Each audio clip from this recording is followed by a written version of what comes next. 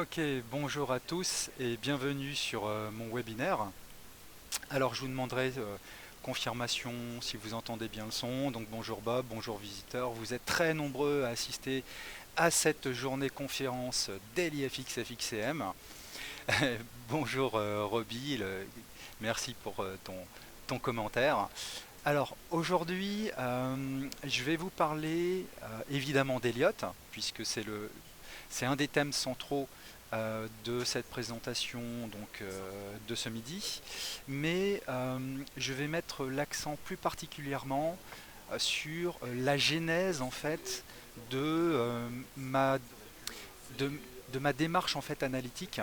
Euh, et je pense que si vous avez une bonne expérience de trading, que vous devriez vous y retrouver, puisque on va essayer ensemble de se poser un certain nombre de questions et par rapport à ces questions, voir qu'est-ce qu'il nous faut mettre en face en termes d'outils, de façon à arriver à la fois à un système d'analyse qui vous permette d'être en confiance et évidemment de voir comment ce système d'analyse, qui peut être aussi votre système d'analyse avec vos propres outils, comment ces systèmes peuvent se mettre en musique pour arriver en fait à des décisions de trading. Donc c'est un webinaire interactif, puisqu'à un moment donné, je vais vous demander de participer de façon à ce que vous répondiez donc à un certain nombre de questions qu'on essaiera de catégoriser ensemble. Alors, avant toute chose, je vais faire une introduction très rapide sur la théorie des vagues d'Elliott, sachant que euh, l'idée n'est pas de vous former au travers de ce webinaire à l'analyse elliotiste, parce que c'est pas en une heure que je peux évidemment vous former, mais c'est simplement vous rappeler les grands concepts en fait de cette théorie des vagues d'Elliott et essayer de comprendre en quoi cette théorie peut nous aider euh, dans notre démarche analytique. Alors, vous le savez, si vous suivez tous mes webinaires que je fais chaque mercredi à 16 heures, vous savez que je n'utilise pas uniquement Elliott, j'utilise également le channeling sous la forme des canaux de régression et des fourchettes d'Andrews, et j'utilise également donc tous les socles de support et de résistance, qu'ils soient chartistes ou en fait issus des niveaux de retracement ou d'expansion Fibonacci. Ces différents outils vont me permettre de répondre à un certain nombre de questions qui sont essentielles en termes d'analyse et vous verrez après également en termes de trading. Donc mon idée, c'est de vous ouvrir un peu l'esprit sur justement quels sont les prérequis, quels sont les travaux préparatoires, j'ai envie de dire, que vous serez amené à faire sur vos graphes. Donc quelle est la démarche dans laquelle vous devez absolument vous inscrire pour pouvoir réaliser des analyses pertinentes et trader gagnant. Alors, les vagues d'Elliott, comme vous le savez, euh, c'est une théorie qui va nous permettre d'identifier une tendance. Bien plus que ça, c'est une démarche analytique qui va nous permettre donc d'analyser le degré de maturité d'une tendance. Pourquoi? Pourquoi c'est important? Parce que si vous êtes dans une belle tendance haussière, euh, comme dirait Vincent, une tendance se relance plusieurs fois et se retourne qu'une seule fois. L'idée, c'est pas de se positionner dans le sens de la tendance au moment où elle va se retourner. Voilà. Donc c'est pour ça que Elliott a fait un certain nombre de travaux. Alors c'est historiquement, hein, il a regardé sur un panel très large d'actifs, sur des horizons de temps très importants, quelle pouvait être la typologie finalement des vagues telles qu'on peut les rencontrer sur les cours. Parce que comme vous le savez, les cours ne montent pas en ligne droite, ils montent en fait de façon parfois linéaire, puis ils retracent et et ensuite ils peuvent repartir dans le sens de la tendance initiale, dans le sens du mouvement initial. Mais en général, ça se fait sous la forme plus ou moins d'oscillation. Donc l'intérêt de cette théorie elliotiste, c'est de comprendre où on en est au niveau des oscillations, sachant que au sein d'une tendance, les oscillations le nombre des oscillations est fini. Donc c'est ce qu'on va voir ensemble. Donc Elliott nous permet de déterminer dans quel type de tendance nous sommes. Est-ce que nous sommes dans une tendance impulsionnelle, une belle tendance? Est-ce que nous sommes au milieu de cette tendance? Est-ce que nous sommes au début ou à la fin de cette tendance? Ou au contraire, est-ce que nous sommes dans une phase, on va dire, de chevauchement, plus, j'ai envie de dire, de retracement?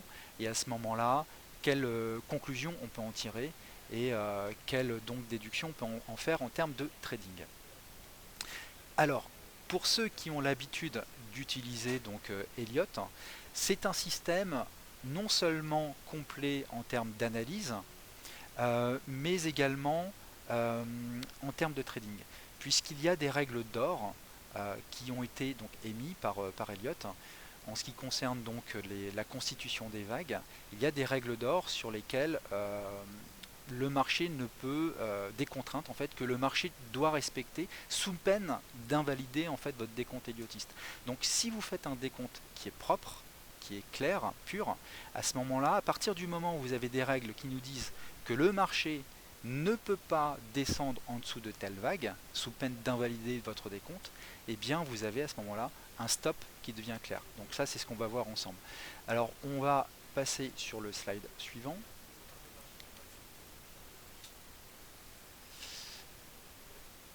Alors ça c'est bon, un graphe typique Elliottiste. Alors évidemment c'est schématique, je ne vais pas vous montrer ça sur les graphes aujourd'hui, on n'aura pas le temps. Mais grosso modo, voici un exemple de tendance haussière à l'issue de laquelle le marché a attaqué une phase de retracement. Et donc ce qu'a remarqué Elliott, c'est que les tendances qui sont impulsionnelles vont se développer en 5 temps. Donc on retrouve ici la vague 1, la vague 2, la vague 3, la vague 4 et la vague 5. Avec une première règle d'or qui nous dit que le bas de la vague 4 ne peut pas pénétrer le territoire de la vague 1. Donc si jamais vous avez un marché qui montre une belle impulsion que l'on peut décompter en 5 temps, vous savez qu'ici vous avez un mouvement qui va s'accompagner d'au moins d'un même mouvement, on va dire impulsionnel de même direction. Et donc dès que l'on passe ce sommet, eh bien ça veut dire que nous sommes en vague 3 et que la vague 4 ne peut pas pénétrer le territoire donc de la vague 1.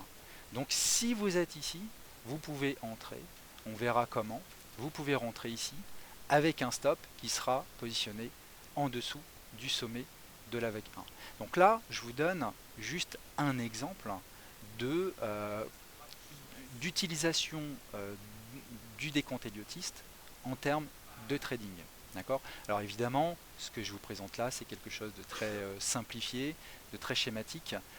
En réalité, les choses évidemment ne sont pas forcément aussi évidentes parce qu'elles nécessitent une forte expérience pour décompter en fait ces différentes vagues.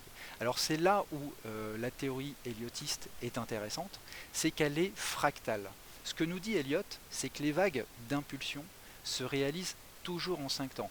Là, je tiens à vous rassurer, je vous fais une petite présentation très succincte de comment sont décomposées les vagues elliotistes, mais après je vais très rapidement vous expliquer pourquoi moi j'utilise Elliott et surtout comment j'intègre Elliott dans ma démarche analytique. Pour ceux qui me suivent tous les mercredis à 16 h et ceux qui lisent mes articles quotidiens sur DailyFX, vous savez combien sont pertinents mes seuils justement stratégiques de retournement qui vont nous permettre de déterminer quels pourraient être donc les points d'entrée en fait optimaux quand on veut prendre une tendance sur un niveau de retracement.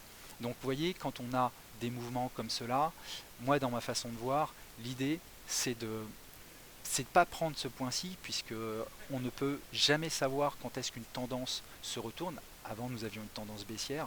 Par contre, à partir du moment où on peut décompter 5 temps, on sait que le marché est en train de développer donc à minima un retracement qui va se dérouler en 3 temps. Si c'est un retracement, il aura lieu en 3 temps. Si c'est une impulsion, elle aura lieu en 5 temps.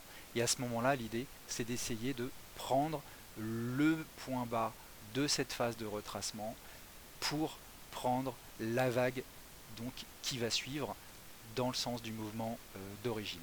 Et donc c'est là où la théorie d'Elliott est intéressante, c'est que si une impulsion se déroule en 5 temps, chaque vague d'impulsion est elle-même décomposée en 5 temps. C'est ce qui nous permet de savoir que nous sommes sur une impulsion en fait, et qu'une impulsion va en appeler une autre derrière. Donc c'est pour ça qu'on va numéroter donc les vagues de 1 à 5, et ce qui est vrai au niveau d'une sous-vague est vrai au niveau macro. Donc on est vraiment dans le côté fractal de la théorie elliotiste. Alors je ne vous dis pas que c'est facile. Euh, Merci de la part de Romain pour ton commentaire. Romain, je t'invite vraiment à suivre les analyses que je fais pour te faire ta propre idée.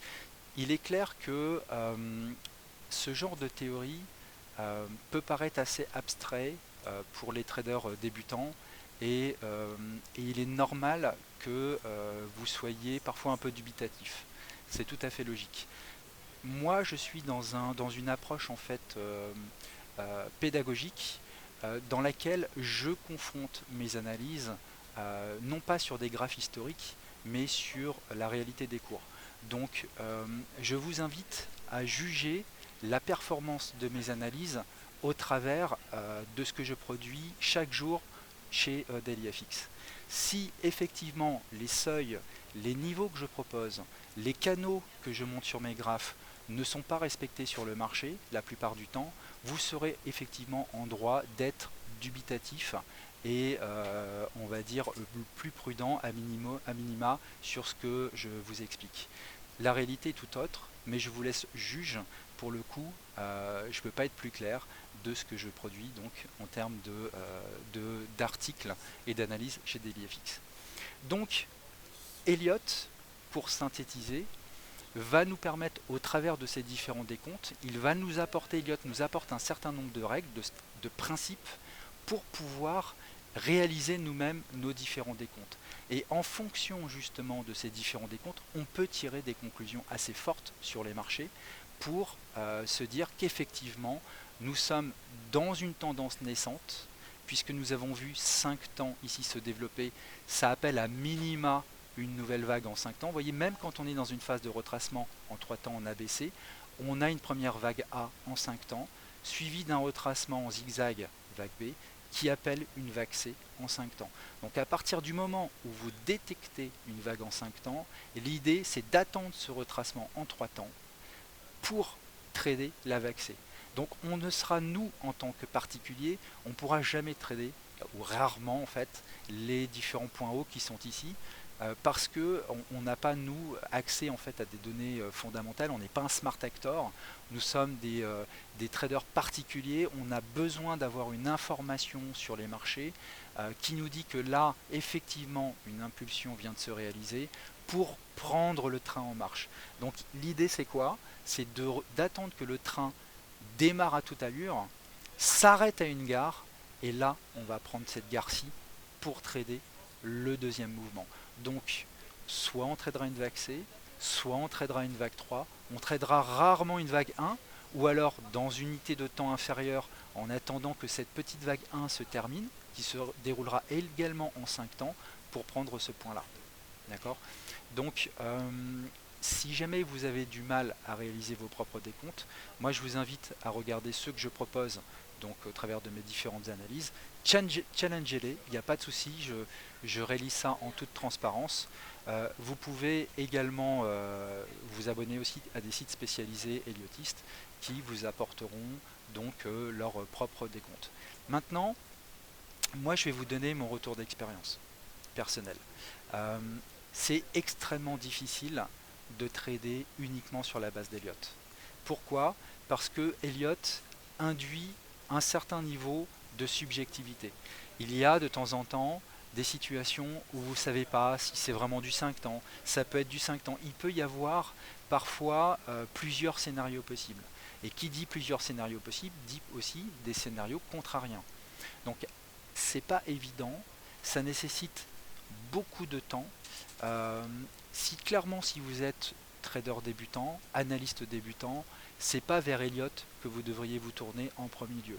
Vous aurez énormément de choses à apprendre avant, telles que l'analyse des bougies japonaises pour tout ce qui est price action, telles que l'analyse chartiste pour comprendre les différentes structures chartistes, qu'elles soient double top, triangle, triple top, épaule, tête, épaule, etc.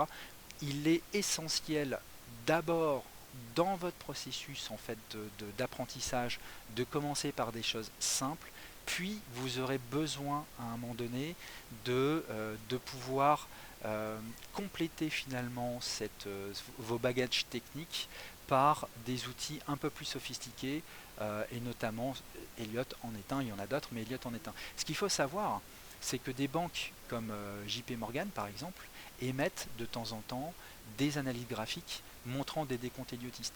Il y a des secteurs réservés au sein des banques d'affaires, donc des banques qui peuvent investir sur les marchés financiers sur la base évidemment de données fondamentales, mais également d'analyses techniques, qui vont investir sur les marchés financiers et ces banques-là vont réaliser des décomptes elliotistes.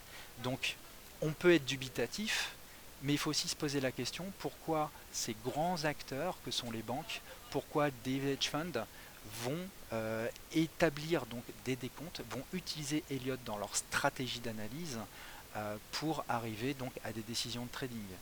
Donc posez-vous juste cette question et dites-vous bien que si des professionnels du secteur utilisent ce genre d'outils, c'est peut-être parce que cela fait sens. Voilà.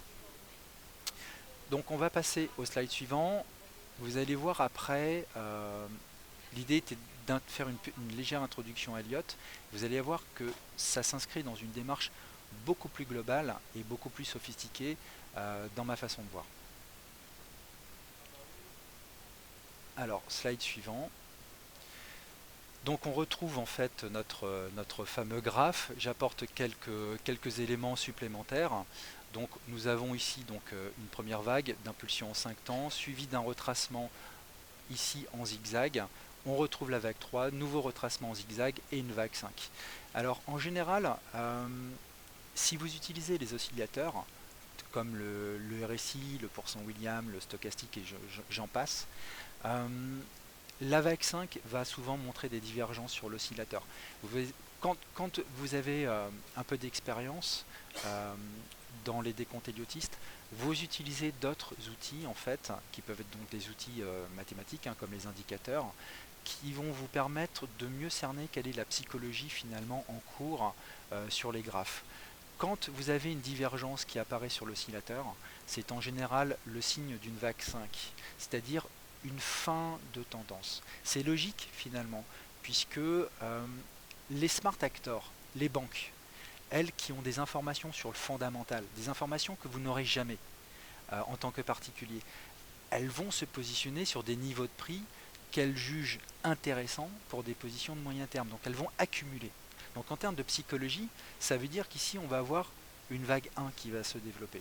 À l'issue de cette vague 1, il y a toujours une phase de prise de bénéfice. Et puis là, il va y avoir les traders professionnels, les particuliers, ça peut être des hedge funds, ceux qui ont moins accès aux fondamentaux, mais qui ont repéré que là, un mouvement en fait, donc une impulsion venait de se réaliser. Et donc ils vont essayer de se positionner finalement le plus bas possible dans cette phase de retracement. Et là, c'est la vague la plus forte. C'est celle où la plupart des acteurs vont se positionner parce qu'ils ont remarqué que quelque chose d'important venait de se réaliser sur le marché. Donc c'est une vague en général très puissante. C'est pour ça qu'on dit que la vague 3 c'est pour ça qu'on dit que la vague 3 est une vague est la vague la plus importante en termes d'amplitude. Et puis la vague 3 a aussi une fin, on va avoir un retracement et arrive la vague 5. Et en général la vague 5, eh bien c'est la vague dans laquelle vont se positionner la plupart des particuliers, des retardataires. Alors ça peut être une belle vague en amplitude, mais en général elle montre un momentum plus faible que les vagues 1 et 3. C'est-à-dire qu'on a un cours qui continue de monter, mais on va dire sur une amplitude, sur une vitesse un peu moins importante. Et ça va se traduire sur vos oscillateurs par une divergence baissière, dans le cas d'une tendance haussière. Donc ça, c'est le signe que vous êtes dans une vague 5. Il y a également d'autres éléments qui vont vous permettre d'affiner vos décomptes. C'est que les vagues 4, en général, sont souvent des triangles. Donc quand vous voyez une vague 4 en format en triangle à apparaître, vous savez que vous allez avoir une vague 5 derrière à venir, avec une bonne probabilité, mais c'est une fin de mouvement et qu'il faut donc faire attention. Et en général, pourquoi cette vague 5 a eu un momentum moins important que les vagues 3 ou la vague 1? Simplement parce que tous ceux qui se sont positionnés de façon audacieuse en amont en fait de la tendance vont commencer à prendre leurs bénéfices. Donc là où les particuliers, parce qu'ils ont entendu à la télé, voyez comment les indices montent, voyez comment les matières premières descendent dans le cadre d'une tendance baissière, donc il va y avoir une information qui va arriver au grand public. Eh bien, en général, ça effectivement, ça monte, mais c'est là où tous ces acteurs commencent à prendre leurs bénéfices. Et une fois qu'on est là, eh bien, il n'y a plus personne pour acheter, et c'est là que le marché peut retracer. Et une fois que le marché a bien retracé, en général, c'est là que le particulier est complètement dégoûté d'avoir acheté des points hauts pour finalement avoir vu les cours se retracer parfois de façon très importante. C'est là où le particulier va commencer à se désintéresser, se désengager avec perte sur ses positions. Et c'est là où au contraire les acteurs, les gros acteurs, vont de nouveau se repositionner pour partir. Vous voyez, on a fait ici une vague 1, 3, 4 et 5. Donc vague 1, A, B, C, vague 2, pour se repositionner pour une grande vague 3. D'accord? Donc le particulier est toujours, et l'idée c'est que vous ne fassiez pas partie de ces particuliers-là, mais que vous soyez justement plus aguerri en termes de connaissances. C'est pour ça que le particulier en général est toujours à contre-temps et que les professionnels, eux, essayent justement de prendre les mouvements le plus tôt possible. Alors là, c'est évidemment de façon très schématique, hein. Moi, je peux vous faire un cours sur Elliott qui durait 20 heures, d'accord? Mais c'est pas l'idée parce que je vais vous perdre. Et puis, je veux pas, voilà, je veux pas non plus que vous vous endormiez sur le webinaire. C'est pas du tout l'idée. Mais par contre, vous voyez qu'ici, quand on arrive sur ce genre de mouvement, on a ici une ancienne résistance qui peut se polariser en support, et donc là on retrouve en fait des concepts qui sont clés au chartisme et qui trouvent également en fait résonance en termes d'Elliott, puisque si nous avons ici une vague en 5 temps, de nouveau une vague en 5 temps, eh bien on voit très bien qu'un retour sur ce support, sur cette résistance, se polariserait en support. En termes d'Elliott, on n'est pas censé pénétrer le territoire de la vague 1, donc on voit très bien que ce genre de pullback, si on reste juste des considérations chartisme, si vous avez bien noté ici des vagues en 5 temps de part et d'autre, ça viendra renforcer votre analyse chartiste pour vous positionner sur pullback avec un stop qui peut être relativement serré. Donc vous voyez comment des choses très simples en fait en chartisme, une résistance qui se polarise en support, si vous faites des décomptes des différentes vagues qui ont amené ce pullback, peut vous amener plus de confiance à prendre votre trade et surtout à vous positionner sur des stops beaucoup plus précis en respectant donc les principes de règles d'or d'Elliott. Alors, oui, remarque de la part d'Alain34, on peut se positionner sur des vagues 5. Moi je ne vous dis pas qu'il ne faut pas se positionner sur des vagues 5, mais ce que je vous dis en fait, pour revenir en arrière, c'est que l'idée, si vous êtes sur cette vague 5, l'idée c'est de se positionner par exemple sur la vague 3 de la vague 5. Mais l'idée c'est absolument pas de se positionner sur la vague 5 de la vague 5. Parce que là, vous pouvez avoir en fait un retour de marché important. D'accord? Donc si votre décompte montre que vous êtes en vague 5, ok pour prendre la vague 1 ou la vague 3 de cette vague 5, mais à partir du moment où vous arrivez là, là c'est vraiment très très chaud. Vous voyez l'importance aussi de comprendre ça, hein, de comprendre où on se trouve dans la tendance. Là ça devient très très chaud de se positionner. Et en général, c'est tout sauf une bonne idée. Alors, je vais continuer. Vous voyez, ça c'est juste un zoom. Alors encore une fois, hein, c'est très schématique. La réalité est beaucoup plus compliquée. Mais voilà un zoom de ce qu'on peut trouver en fait sur les marchés. Si vous faites l'exercice très simple de regarder sur chaque mouvement que vous pouvez voir sur les cours, dans les différentes unités de temps, si vous pourriez a posteriori, j'entends bien a posteriori, tracer un canal qui permettrait de finalement d'englober les cours au travers de deux lignes. Alors c'est pas toujours net, mais vous allez voir que ce travail-là, on peut toujours le faire. C'est-à-dire que le marché va toujours suivre un canal pour finalement réaliser ces oscillations. Toujours. D'accord. Et là, je vous invite vraiment à le faire. Alors, Alain 34, est-ce que je travaille avec les oscillateurs principalement pour détecter les divergences. Ça me permet d'assurer que mon décompte il est bon et que je suis bien sur une vague 5 ou une sous-vague 5. Alors, pourquoi en fait donc on est toujours dans de la théorie, mais cette présentation va être assez théorique parce que tous mes points marchés et mes articles sont résolument pragmatiques et pour le coup complètent complètement ce que je vous présente là. Encore une fois, ce que je vous présente, c'est la genèse de ma façon de travailler les marchés financiers. On peut toujours canaliser les cours. C'est pas anodin ce que je vous montre là, c'est au contraire extrêmement important. Encore une fois, Elliott, c'est bien, mais ça reste un outil subjectif. Titito, donc LUT à privilégier, Elliott c'est fractal, j'ai envie de dire jusque du M15 de l'intraday ça fonctionne. Après vous n'aurez pas le temps de faire des décomptes sur du M1, du M5, pour moi ça perd vraiment son sens. C'est extrêmement important de pouvoir essayer de contraindre les décomptes elliotistes que vous pouvez faire avec d'autres outils. Parce que Elliott c'est subjectif. D'accord. Moi je peux vous trouver 4 personnes différentes qui vont vous amener un décompte différent. D'accord.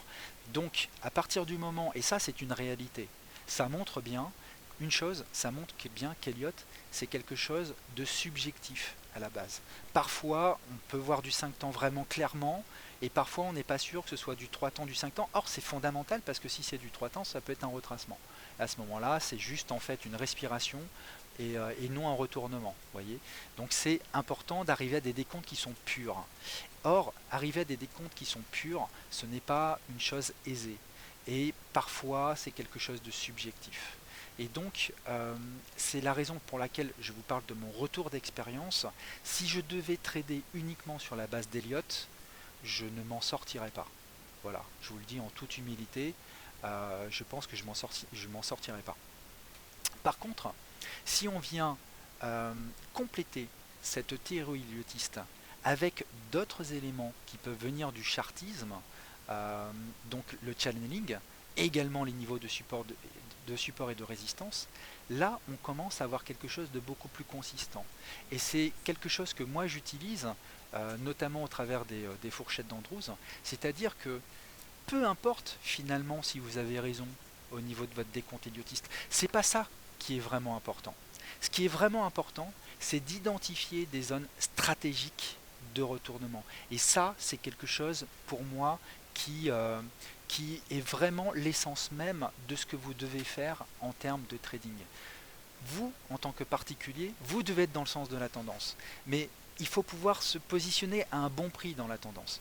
Donc quand je vous dis par exemple que le marché réalise toujours des canaux, eh bien si vous arrivez en fait à produire un décompte, un scénario qui vous dit ok là je viens d'avoir une impulsion, donc l'idée c'est de me positionner en fait à un niveau qui va me permettre à la fois d'arriver à un bon prix.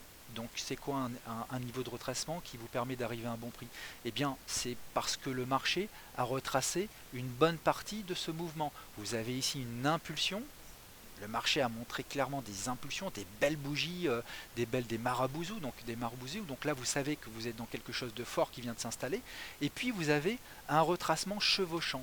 Vous savez, quand vous avez une tendance, la tendance en général elle n'est pas chevauchante. C'est pour ça que Elliott s'inscrit totalement en fait dans la loi de dos. Vous avez des hauts et des bas qui sont tout le temps de plus en plus hauts sans que le marché vienne casser donc des plus hauts précédents. Vous êtes donc dans une tendance qui est en train de naître. Et puis là, vous avez un marché qui est en train de se chevaucher. Eh bien, vous pouvez en déduire que ça, c'est un retracement. À partir du moment où vous analysez, et là, pas besoin de faire des décomptes, regardez juste en fait comment se comportent les cours. Quand les cours montrent beaucoup de chevauchement, ça correspond à des prises de bénéfices. Donc si le marché vient retracer 50% par exemple de cette tendance, vous commencez à avoir un niveau de prix intéressant pour vous positionner dans le sens de cette impulsion de départ. Et si ça correspond en fait à un niveau de support, si vous arrivez à trouver des canaux d'unité de temps supérieure qui vous permettent de dire qu'on est là ou qu'on est là, vous voyez ici par exemple, j'ai simplement fait un report donc de ces sommets sur le dernier point bas. Si là, vous arrivez en bas de canal avec un niveau de retracement suffisant, par exemple 50%, et que ça correspond en plus à un support, franchement, les décomptes, vous n'en avez rien à faire. Écoutez-moi bien.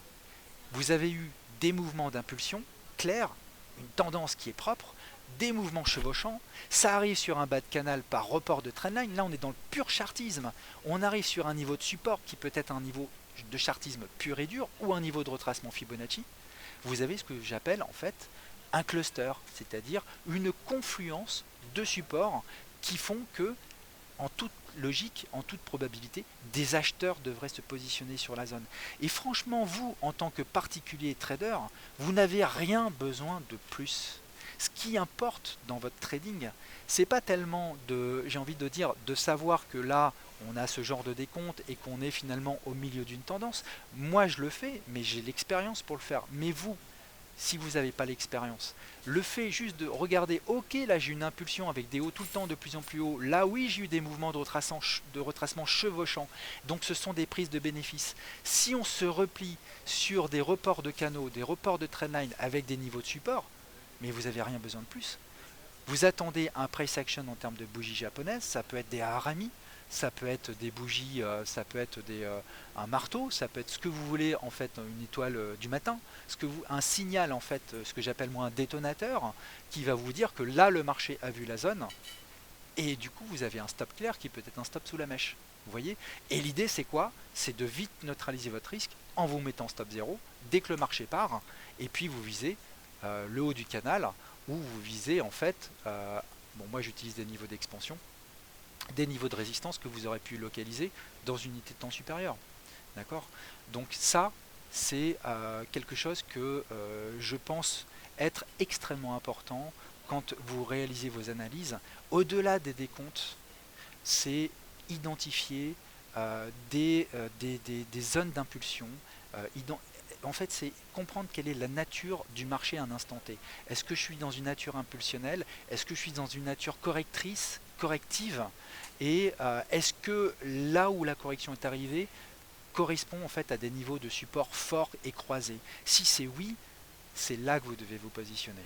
Et on arrivera justement à la notion d'axe temps-prix qui m'est cher justement au travers des fourchettes d'Andrews.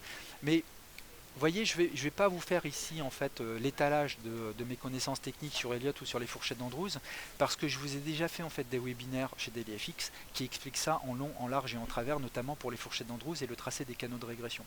Je veux vous expliquer juste la genèse en fait de ma méthodologie d'analyse. D'accord? Ma méthodologie d'analyse va utiliser Elliott pour essayer de comprendre où on en est dans la tendance, et je vais essayer de canaliser ces différents mouvements avec les fourchettes d'Andrews et les canaux de régression, à seule fin finalement, parce qu'il n'y a que ça qui va nous intéresser en termes de trading, à seule fin d'identifier des zones stratégiques à partir desquelles le marché peut repartir en tendance. Et tout le reste, franchement, c'est pas si important que ça.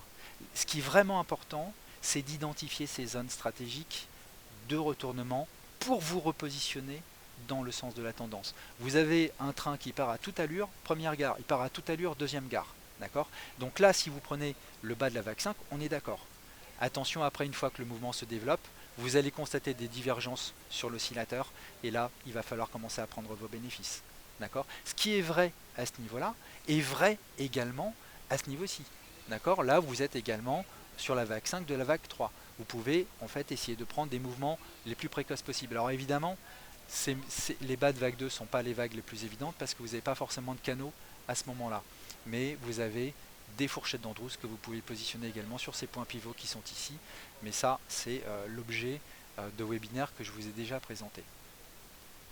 Alors, question de la part de Gabriel. Il faut être dans la tendance et les stratégies contrariennes. Alors, mais je m'inscris dans une stratégie contrarienne, Gabriel. Pourquoi? Parce que quand j'essaye de prendre ce point qui est ici, je suis contrarien en fait à ce mouvement. Ici, on était en fait dans un mouvement baissier. Et pourtant, je vais me repositionner dans le sens de la tendance d'unité de temps supérieur. Donc pour moi, être contrarien ou être dans le sens de la tendance, pour moi, ça ne veut pas dire grand-chose, à dire vrai. Moi, ce qui est important, c'est d'identifier la tendance dans laquelle, la tendance représentative de l'unité de temps dans laquelle vous travaillez et se positionner de façon contrarienne par rapport au dernier mouvement de retracement. D'où l'importance de déterminer les seuils stratégiques à partir duquel ici vous avez un support en béton armé. Voilà. Parce qu'à ce moment-là, vous avez tout pour vous. Vous avez le mouvement de fond, vous avez la houle qui est avec vous, vous avez eu un petit ressac et là vous avez une nouvelle vague qui va repartir. Alors, on va aller voir le slide suivant. Donc là, je ne vais pas du tout vous détailler ça parce que c'est pas l'idée, mais voyez un petit peu le genre de règles qu'Elliott détermine. La vague 2 ne doit jamais enfoncer le début de la vague 1, c'est logique. Si vous avez une vague 1 ici, la vague 2 ne peut pas pénétrer, ne peut pas casser le bas de la vague 2, l'origine de la vague 1. Ça paraît bête, hein, mais ça c'est une règle d'or que vous pouvez convertir en trading directement. Pourquoi? Parce que si ici vous avez un mouvement en 5 temps, clairement identifiable, mais vraiment ça c'est quelque chose de très très fort sur les marchés. Si vous avez une vague que vous pouvez déterminer en 5 temps, et puis que vous avez une vague 2 très profonde qui vous amène là, eh bien on sait que le bas de la vague 2 ne peut pas aller casser le bas de la vague 1. Bah, du coup ça veut dire que si vous êtes là, bah, vous entrez. Vous avez eu 5 temps que vous avez pu décompter parce que pour le coup c'était très simple, d'accord? En supposant, ce n'est pas toujours le cas, mais en supposant que ce soit vraiment le cas, vous avez ici 5 temps clairement identifiables. Et vous êtes arrivé ici, bah vous entrez et votre stop il est juste ici. Et puis vous êtes en début de mouvement, vous allez pouvoir prendre tout ce mouvement qui est là. Donc après, à vous de voir au niveau de vos objectifs. Moi j'utilise des niveaux d'expansion, puisqu'effectivement Fibonacci était extrêmement lié en fait à la théorie d'Elliott. C'est même un des fondamentaux en fait de la théorie des vagues d'Elliott. Et pour ceux qui ont une expérience aguerrie des marchés financiers, vous verrez combien les niveaux Fibonacci sont extrêmement percutants. Donc ça peut vous paraître en fait un peu boule de cristal, un peu ésotérique. Je vous invite simplement, encore une fois, il n'y a pas de bluff en fait, puisque vous pouvez vous-même en faire la constatation sur les marchés financiers. Je vous invite simplement en fait, quand vous avez des vagues de ce genre-là, à positionner des expansions Fibonacci et vous regardez sur les historiques de cours qu'ont donné ces différents sommets. Vous verrez qu'ils vont correspondre dans 90% du temps à des niveaux Fibonacci extrêmement importants de votre expansion, de l'expansion que vous aurez mis sur la vague 1 et 2. C'est pas moi qui le dis, ce sont les marchés financiers qui nous le démontrent. Pourquoi? Parce que derrière, aujourd'hui, les marchés, mais j'ai envie de dire de tout temps, mais c'est encore plus vrai aujourd'hui, vous avez beaucoup d'algorithmes en fait qui travaillent sur ces marchés, et ces marchés utilisent justement des heuristiques utilisant les différents niveaux Fibonacci. Quand vous avez un marché, quand il arrive sur une expansion à 618, et là vous avez, paf, une mèche qui apparaît, mais directement, bah, vous pouvez juste vous dire que le marché a travaillé sur ce niveau d'expansion. Faites vous-même l'expérience, d'accord, pour vous rendre compte de la pertinence de ces niveaux, tout simplement. Alors, petite remarque de la part de Monde du Rêve, une personne gagnant sur les marchés ne se prendrait pas la tête à venir chez Dailyfix faire des webinaires. Alors, ça c'est une question intéressante. Qui en fait relative à ce que je compte faire moi aujourd'hui, et je vais juste en parler 30 secondes, ce que je compte faire aujourd'hui en termes de projet. Aujourd'hui, l'important pour moi, c'est de développer en fait des contenus pédagogiques et de les proposer sous une forme payante. Et je peux te dire, Monde du Rêve, que si tu me suivais régulièrement sur mes analyses, mes webinaires, tu pourrais voir l'importance des seuils que je montre au travers de mes graphes. Donc réaliser un contenu pédagogique sur ma façon en fait de voir l'analyse des marchés et comment je trade, c'est un contenu que je peux ventiler à beaucoup de personnes et que je peux vendre assez cher. Donc c'est quelque chose qui peut faire beaucoup d'argent. Et effectivement, j'ai pour ambition de gagner beaucoup d'argent. Et donc pour moi, je pense que c'est un projet qui est important, d'autant plus que j'ai toujours été impliqué dans des projets de e-learning. Ça fait partie de mon ADN et que je ne peux pas, moi, aujourd'hui, réaliser une analyse technique des marchés financiers sans expliquer mon cheminement intellectuel. Ça fait partie de moi et aujourd'hui, c'est un de mes éléments de motivation. Donc, ce n'est pas c'est pas une question de perte de temps, au contraire, ça s'inscrit dans une démarche pour moi à la fois de développement de réseau, pour pouvoir acquérir des nouveaux clients et dans une démarche extrêmement ambitieuse en termes de business model. Voilà. Alors, c'était pour expliquer un petit peu le pourquoi du comment. Alors voilà, donc là je vous passe très rapidement les règles. On va attaquer maintenant quelque chose de beaucoup plus important à mes yeux. La genèse en fait de ma méthodologie. Donc là j'aimerais qu'on prenne un petit peu de temps ensemble. Il est 38, j'aimerais qu'on prenne 5 minutes. Euh, et j'aimerais que vous me postiez par remarque par chat quelles sont aujourd'hui les grandes questions. Donc là maintenant je m'adresse à vous. Quelles sont les grandes questions que vous vous posez avant de prendre une décision de trading? Donc là c'est l'instructeur de trading qui s'adresse à vous. Euh, quelles sont les grandes questions? Je vous invite à les écrire sur le chat, hein, on va en faire une synthèse. Quelles sont donc les grandes questions que vous vous posez avant de prendre un trade? Ça peut être en relation avec la tendance, hein, ça peut être relation à des outils techniques. Aujourd'hui, quand vous prenez une décision de trading, c'est le fruit d'une analyse, forcément, mais quelles sont les questions que vous vous posez avant, justement, pour procéder soit à cette analyse technique, soit à votre prise de trade? Et pendant ce temps-là, je vais répondre aux commentaires. Bonjour Nicolas, si j'ai bien compris votre approche des marchés, toute votre analyse est basée sur l'action des prix et uniquement sur le price action. Ne vous pensez pas qu'il manque un volet, à savoir l'étude des volumes et des liquidités sur chaque niveau de prix? C'est une bonne question, visiteur, et je vais y venir après. Alors, premier élément de réponse de la part de visiteur. Avant de vous positionner donc sur les marchés financiers, vous faites une étude de la tendance. Ok. Donc ça, c'est un premier élément de réponse. Est-ce que vous avez d'autres questions? Donc pour l'instant, vous n'avez pas encore émis beaucoup de remarques, mais je vous attends. On va prendre quelques minutes encore. Donc recherche de la tendance, c'est déterminer ce que j'appelle, moi, le quoi. C'est-à-dire, qu'est-ce que vous cherchez à trader? D'accord. Je suis ingénieur en fait de profession à l'origine, donc moi j'aime bien en fait réaliser j'aime bien en fait réaliser des études un peu systémiques des approches de trading, c'est-à-dire décomposer et revenir à l'essentiel. Est-ce que le marché va descendre ou monter? Donc là, on en reste effectivement à l'étude de la tendance. On voit une TE dans les vagues. Est-ce que apparaît un élément chartiste qui pourrait nous dire que là il y a une figure de retournement? Donc c'est effectivement un des éléments, une des questions qu'on peut se poser.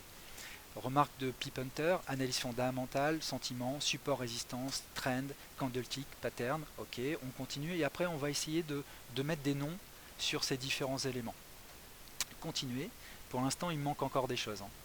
Vous émettez des éléments intéressants, mais pas suffisants. Donc, ok, on essaye de déterminer quelle est la tendance de fond. Donc finalement, on essaye de se dire, c'est quoi le directionnel? Si je prends un peu de recul sur le graphe, quel est le directionnel? On a vu qu'Elliott permettait de comprendre quel était le directionnel et où on en était dans cette tendance. D'accord? Mais ça va nous permettre de répondre à la question du quoi. Qu'est-ce que je cherche à faire? Regarder une tendance, ça va nous dire, alors, les volumes, c'est un élément important. Ça fait partie également de la qualification d'une tendance pour moi, les volumes. Déterminer ces zones, ok. C'est pas suffisant encore. Ah, tendance, calendrier économique, voilà, il y a des choses qui arrivent. Voilà, super, Pip Hunter, génial, bravo, ok.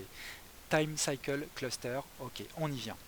Alors, quand vous êtes face au marché financier et que vous voulez prendre une décision de trading, vous devez impérativement vous poser un certain nombre de questions. Il y en a, en fait, normalement, il y en a 7. Là, je vais vous en présenter 5. La première question, donc merci déjà pour vos interventions. La première question que vous devez vous poser, c'est le quoi. Le quoi, c'est à quoi on a affaire. Est-ce que nous sommes dans une tendance baissière claire? Est-ce que l'impulsion est... alors oui, effectivement, Pip Hunter, tout trading se résume à acheter des supports et vendre des résistances. D'une façon schématique, oui. Après, faut-il encore le faire dans le bon timing? Mais la première question, c'est le quoi.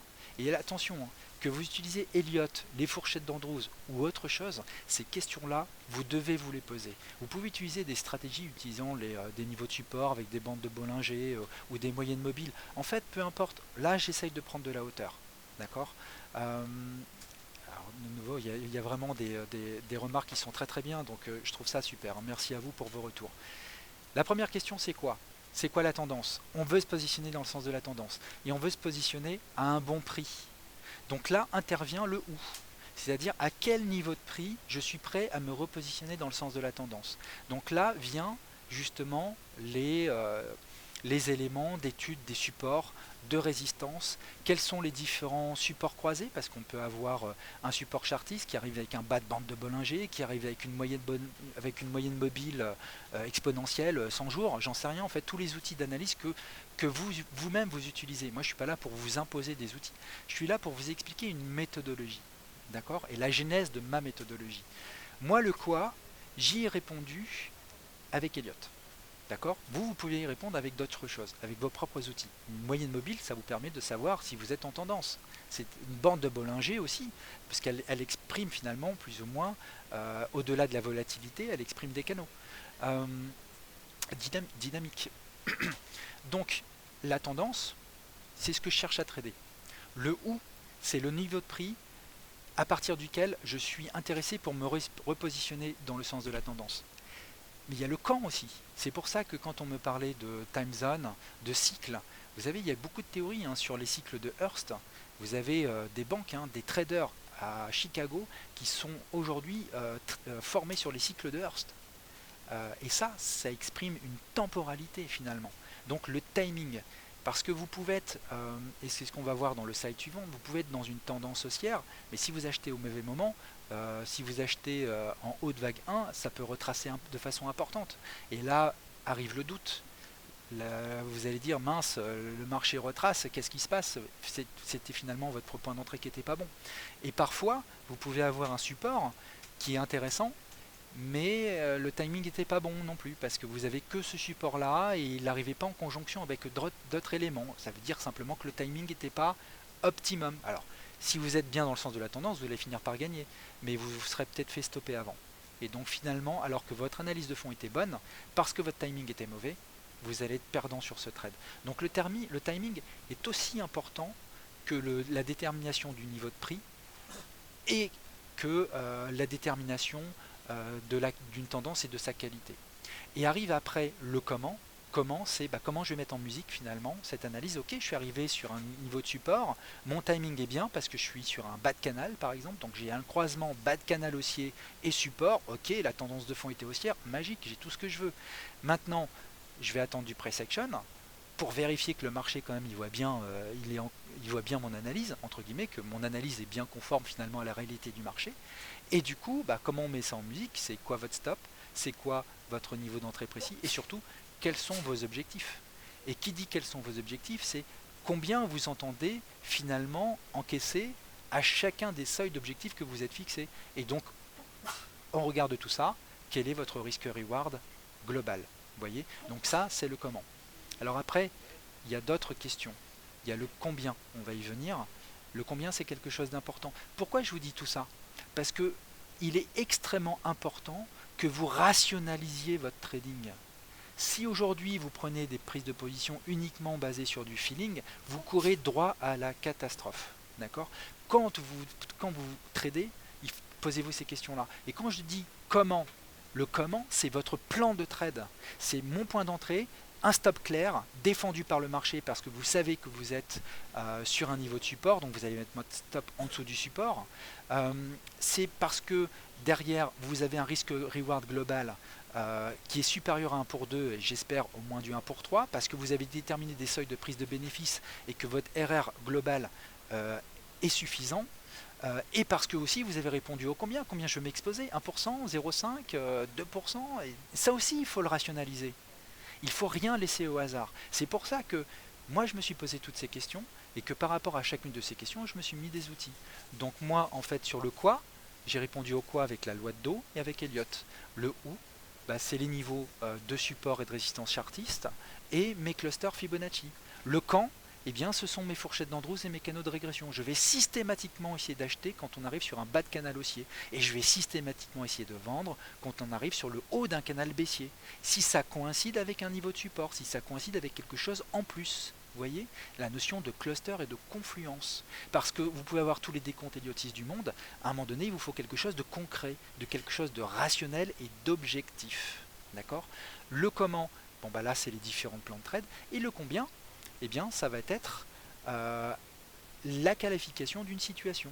Si vous arrivez sur une phase de retracement que vous voulez acheter et pour lequel vous avez un support chartiste, vous avez un bas de canal, vous avez des niveaux d'expansion extrêmement forts, vous avez une oblique qui passe en plus par là et dont les cours viennent la rechercher en pullback, vous avez 4 niveaux de support qui viennent se croiser dans le sens de votre trade. À ce moment-là, ça peut jouer sur le combien, parce que du coup, la situation est beaucoup moins risquée. Il y a tous les chartistes qui vont le voir, les traders Fibonacci qui vont le voir. Si vous avez un bas de canal, tous ceux qui tradent sur la base des canaux de régression vont le voir. Si votre décompte Elliotiste est OK, vous avez les traders Elliotistes avec vous. Vous allez avoir différentes populations de traders qui vont voir la même chose pour des raisons différentes, la même chose que vous. Eh bien, s'il y a un petit price action qui se développe sur la zone, ça serait dommage de ne pas y aller. Et vous pourrez mettre davantage en termes de prise de position parce que justement vous avez beaucoup de facteurs qui viennent en confluence sur cette zone. D'accord? Alors, oui, visiteur, le plus dur, c'est justement comment éliminer tout élément émotionnel. Et on en vient à deux questions subsidiaires. On a vu le quoi, le où, le quand, le comment. Je vais accélérer parce que j'ai des trucs très importants à vous montrer derrière.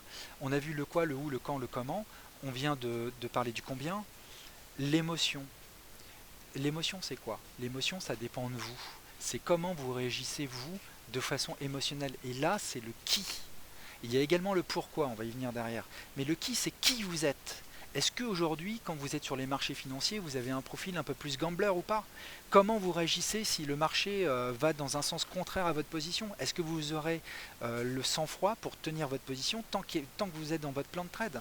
Comment vous êtes affecté par une mauvaise série? Parce que personne ne fait du 100%, ça n'existe pas. Donc quand vous avez une mauvaise série, est-ce que ça impacte votre émotionnel? Et donc tout ça, c'est extrêmement important pour juger psychologiquement dans quel état vous êtes. Si vous êtes en méforme suite à en fait une mauvaise série de trades, il faut simplement arrêter de trader. Arrêtez de trader pour revenir et là vous reconsidérez votre système. Tout simplement, vous soufflez, vous reprenez vos historiques, vos analyses, votre travail de fond, vous reprenez confiance en vous et là vous repartez. Donc le kit est important. Moi je connais des traders qui ont pas forcément un bon système, mais qui ont une psychologie, un mental en acier. Et bah ces gars-là ont beaucoup plus de chances de gagner qu'un mec qui a un très bon système analytique, mais qui a aucun mental. Lui n'a aucune chance de gagner. Aucune. La psychologie, c'est extrêmement important. Et le pourquoi, c'est pourquoi vous tradez. Pourquoi? Posez-vous cette question. Pourquoi vous tradez? Pour arrondir vos fonds de mois? Parce que ça vous apporte de l'adrénaline? Vous voyez, le trading, les marchés financiers, c'est quelque chose d'extrêmement compliqué, extrêmement difficile. Peu d'entre vous gagneront. Donc il faut vous poser ces questions-là. Est-ce que vous voyez comme un hobby finalement, comme vous iriez au cinéma et vous êtes prêt à avoir chaque mois un budget donné, le temps de vous former? Posez-vous ces questions, ça vous permettra de mieux comprendre quels sont vos objectifs.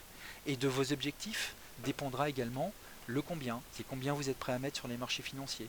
Si en plus votre situation analytique, votre graphe, c'est du béton armé, bon bah vous voyez, en fonction de vos objectifs de gain à la fin du mois et de la qualité d'une situation, vous pourrez mettre plus ou moins en position. Alors pour les exemples, je ne mettrai pas d'exemple. Regardez donc les analyses que je fais, les webinaires que je fais tous les mercredis. Franchement, je me mets à nu dans mes webinaires, j'explique tout, la façon de faire et vous pouvez regarder le résultat de ce que ça donne. Donc vraiment pour ceux qui sont sceptiques, il y en a parmi vous et c'est normal, je pense à toi Romain, c'est normal que tu sois sceptique. Eh bien, fais-toi ton propre jugement sur la base des analyses que je fais tous les jours et toutes les semaines au travers des webinaires sur mes graphes. D'accord? Je ne parle pas d'historique sur mes graphes. Je vous dis voilà comment je vois les trajectoires. Et si le marché fait telle trajectoire et qu'il revient là, voilà ce que je fais. Juge sur du concret. D'accord? Alors on va continuer parce que le temps défile et que je parle beaucoup. Donc vous voyez, ça c'est bon, c'est un exemple très bête, hein, mais quand vous avez en fait et déterminé en fait un canal et que vous avez un niveau de support qui arrive, bon bah là vous voyez on a une zone en fait temps prix idéale, c'est-à-dire une zone à partir de laquelle vous avez en termes de timing un retour des cours sur le bas d'un canal, qui plus est en pullback d'une ancienne résistance qui va se polariser en support, vous avez à ce moment-là un axe temps-prix optimal pour vous repositionner dans le sens de la tendance. C'est important parce que si vous vous positionnez là, oui, vous allez gagner un peu, puis tout de suite ça va retracer. C'est pour ça que c'est important, même si vous avez des décomptes héliotistes, c'est important d'essayer de canaliser et de mettre vos niveaux de support et de résistance pour essayer d'optimiser votre trading, pour savoir finalement à partir de quand vous êtes intéressé pour vous positionner et pas uniquement à partir de quel prix. D'accord? Vous voyez ici dans cet exemple qui est bête, si le marché revient sur cette ancienne résistance qui va se polariser en support sur un bas de canal, en loi de dos vous avez un stop qui devient très clair, vous pouvez mettre un premier objectif en retour sur la résistance qui est ici, et puis un deuxième objectif en haut de canal, et puis là vous allez encaisser 80%, vous allez pouvoir remonter votre stop. Vous voyez, à partir du moment où vous faites vos canaux, vous déterminez la tendance grâce en fait au décompte des impulsions ou simplement parce que vous voyez que le marché est impulsionnel, vous faites vos niveaux de support de résistance et à partir de là découlent des plans de trading clairs avec des risques reward clairs. Si vous ne pouvez pas savoir quel est l'objectif, si vous n'avez pas d'objectif quand vous prenez position, pour moi à la limite il n'y a pas de trade. Vous devez pouvoir calculer des risques reward. Donc ça présuppose une entrée claire, un stop clair, un objectif ou plusieurs objectifs clairs. Alors, on va passer au slide suivant. Ok, donc bon bah je vais passer sur ce slide là. C'est une synthèse de ce que j'ai pu dire avant, également sur le combien. Ok. Donc ce slide-ci, il nous reste à peu près 5-10 minutes. Donc réaliser une opération de trading, c'est répondre à 5 questions. Le quoi, c'est-à-dire le directionnel achat ou vente. Et là, effectivement, les volumes interviennent. Simplement parce que les volumes sont une information intéressante, c'est un axe en fait orthogonal au prix. Quand vous êtes en vague 3, c'est la vague 3 qui est supposée avoir les plus hauts volumes. D'accord? Donc ça, c'est quelque chose que j'utilise quand je fais mes décomptes. La vague 3 est la vague qui est censée, puisque c'est là où il y a tous les acteurs qui se manifestent. C'est là où il y a la plupart ceux qui ont du poids sur les marchés vont se manifester. Donc on est censé avoir les plus grands volumes sur la vague 3. Ça peut être en fait également sur des zones de retournement. Quand vous avez une avalanche baissière, vous avez déterminé qu'on était en vague 5 et même en sous-vague 5 de vague 5. Et puis tout d'un coup arrive une grosse avalanche baissière avec un volume très important. Et bien vous pouvez dire que votre vague 5 a toutes les chances d'être terminée et qu'on est en train d'attaquer à minima une phase de retracement, voire une phase de retournement. D'accord? Donc les volumes forment également un chantier pour vous important pour qualifier une tendance et déterminer dans quel type de vague on peut être. En général, en vague 5, les volumes diminuent. Donc, c'est pour ça que je le mets dans le quoi. Pour moi, le quoi, le directionnel, c'est la loi de dos, c'est ce que j'utilise moi. C'est Elliott, c'est les volumes, ça peut être des moyennes mobiles, ça peut être tout ce que vous voulez pour déterminer le zigzag, déterminer en fait une tendance. Le où, moi j'utilise les niveaux de support et de résistance chartiste, les niveaux Fibo, vous savez combien ils sont importants pour moi. Ça peut être aussi des points pivots, d'accord. Les pivots hebdo, journaliers, qui sont apportés par la plateforme. Vous savez que les pivots sont des axes qui peuvent être intéressants en intraday, mais les pivots hebdo sont aussi des choses qui sont respectées. Le quand, alors moi j'utilise les canaux en fait, hein, puisque le meilleur timing c'est quand on arrive en bas de canal haussier. Donc c'est Andrews, c'est les canaux de régression. Mais vous pouvez utiliser d'autres choses, il y a les Fibo Time Zone, il y a les cycles de Hurst, il y a d'autres éléments de timing, ça peut être aussi un bad Bollinger, vous voyez, il y a d'autres façons finalement d'arriver à déterminer des zones de timing à partir desquelles, si vous êtes en confluence avec un support ou une résistance claire, vous avez un point d'entrée attractif. Et tous ces éléments-là vont me permettre à la fois d'étudier une tendance et de rechercher donc des niveaux de cluster temps-prix. Ces éléments-là me permettent d'arriver à une scénarisation. C'est tout ce que vous voyez dans mes analyses. Quand je vous mets en fait un trait en pointillé en vous disant si le marché vient retester cette zone, ça ne veut pas dire qu'il faut se positionner dans ce sens-là. Je dis juste si le marché suit cette trajectoire, on arrive sur une zone qui m'intéresse pour me positionner parce que c'est un cluster fort, parce que ça correspond en fait à une ligne, une oblique extrêmement importante, d'accord? Et parce que ça ne contredit pas mon scénario idiotiste, parce que je suis dans mon scénario idiotiste. Donc vous voyez que ça nécessite des itérations en fait. Et c'est comme ça que je vais affiner aussi mes décomptes, parce que si je vois qu'à un moment donné, un décompte, pour qu'il soit réaliste, suppose de sortir d'un canal, suppose de casser un niveau de support important, eh bien, je vais fragiliser énormément ce décompte. Et je vais commencer à me dire que je ne suis peut-être pas dans le bon décompte, et là, je peux faire une itération. L'idée, c'est de stabiliser à la fois mes décomptes et les analyses que je fais en termes de channeling et mes niveaux FIBO, de manière à rationaliser finalement cette analyse pour arriver à quelque chose de cohérent. C'est très compliqué. Je ne vous dis pas que c'est simple. C'est pour ça que je vous apporte ça aussi au travers de mes webinaires. C'est pour vous faciliter le boulot. Mais donc ça me permet donc d'arriver à des scénarios. Si le marché retrace et arrive sur cette zone, je suis intéressé pour acheter. Ça ne veut pas dire que je vais acheter. Ça ne veut pas dire que je vais acheter. Ça veut dire que je vais commencer à me dire cette zone-là est une zone stratégique pour rechercher un achat. Et quand je dis rechercher un achat dans mes articles, je pèse mes mots parce qu'il faut mettre du money management après derrière. Quel est mon objectif ? Est-ce que j'ai un objectif clair? Qu'est-ce qu'il y a devant moi? Est-ce que j'ai des gros niveaux de résistance qui vont faire que ça va être très compliqué ou pas? Ou au contraire, est-ce que c'est le désert et à ce moment-là, eh bien, il n'y a rien pour finalement bloquer l'impulsion qui devrait se dégager de cette zone. Donc derrière, cette idée va se transformer en termes de money management en décision de trading. Et là, du coup, j'ai répondu aux questions quoi, où, quand, comment et combien. Vous avez un ordre chronologique. D'accord? Et c'est ce que je vous invite à faire. Oubliez Elliott si vous voulez, oubliez les fourchettes d'Andrew si vous voulez. Il n'y a pas de souci, hein, vous avez vos propres systèmes d'analyse, je ne suis pas là pour vous convaincre moi. Mais par contre, je suis là pour vous convaincre de cette démarche analytique. Et ça, pour le coup, franchement, c'est extrêmement important. Si vous voulez trader, posez-vous ces 5 questions. C'est quoi la tendance? Quels sont les niveaux de prix qui vont m'intéresser? Pourquoi ce sont ces niveaux de prix qui vont m'intéresser? Et pourquoi c'est à ce moment-là que je veux me positionner sur les marchés? Pourquoi c'est à ce moment-là? C'est le quand. Si vous ne savez pas répondre à cette question, ça peut être un vrai problème. Après, derrière, une fois que vous avez répondu à ces 3 questions, vous avez votre scénario, vous avez votre idée de trading. Mettez-la en musique. C'est quoi le money management? C'est-à-dire, quel est mon plan de trade? Et le combien, c'est est-ce que cette situation elle est exceptionnelle, tellement j'ai de choses qui viennent dans le sens de mon analyse? À ce moment-là, c'est combien vous êtes prêt à investir en capital sur cette position. Vous voyez finalement ça, c'est le bon sens. On ne peut pas critiquer cette démarche analytique parce que c'est le bon sens. Voilà, tout simplement. Après, à vous de mettre, moi je ne suis pas là pour vous vendre de l'Elliott ou de l'Andrews, à vous de mettre vos outils, vos propres outils en face.